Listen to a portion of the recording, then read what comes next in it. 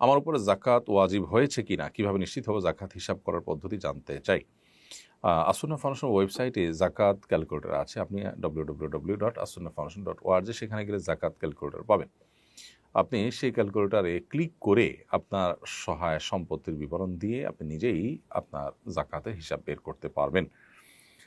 আশা করছি যে এটা আপনার জন্য সহায়ক হবে। এছাড়া যদি আপনার জাকাত বিষয় সুনির্দিষ্ট কোনো প্রশ্ন থাকে তাহলে আমাদের অফিসে, আসুন্নাহ ফাউন্ডেশনের অফিস টাইমে ফোন দিলে ইনশাআল্লাহ উলামা ইকরাম আপনাকে উত্তর দিবেন। শাহিনা রিমি লিখেছেন, যদি কারো স্বর্ণ 10 ভরি হয়ে থাকে তাহলে কি পুরো 10 ভরি জাকাত দিতে হবে নাকি 7 ভরির বাড়তি অংশে জাকাত দিলেই হবে? বোন শাহিনা, 10 ভরির হলে তাকে 10 ভরির পুরাটুকুরি জাকাত দিতে হবে। 7.5 ভরির উপরে হলে তখন সবটুকুর জাকাত দিতে হয়, শুধু অতিরিক্ত অংশের নয়, বরং পুরোটারই জাকাত দিতে হবে 2.5% হারে।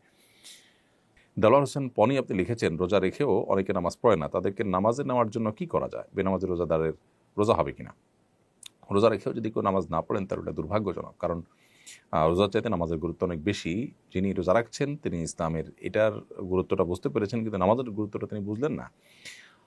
তাকে নামাজের গুরুত্বটা বোঝানো উচিত এবং নামাজের গুরুত্ব সম্পর্কে তাকে পুস্তক পড়তে দেওয়া, কোনো লেকচার শুনতে দেওয়া অথবা কাউন্সেলিং করা, এটা উচিত।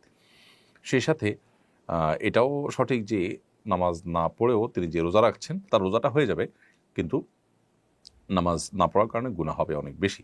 ব্যাপারটা এরকম যে কেউ পাগড়ি পরেছেন কিন্তু তার পরনে লুঙ্গি নেই, তো পাগড়ি পরার সওয়াব পেলেও লুঙ্গি না পরার যে গুনাহ, ভয়াবহ কবিরা গুনাহ, সেটা হবে। পাগড়ি পরে যে সওয়াব পাবে, লুঙ্গি না পরে তার চাইতে বেশি গুনাহ হবে। অতএব রোজা হতে হয়ে যাবে, কিন্তু তার নামাজ যে পড়লে না তার জন্য তিনি অনেক বড় দায়ী থাকবেন আল্লাহর কাছে।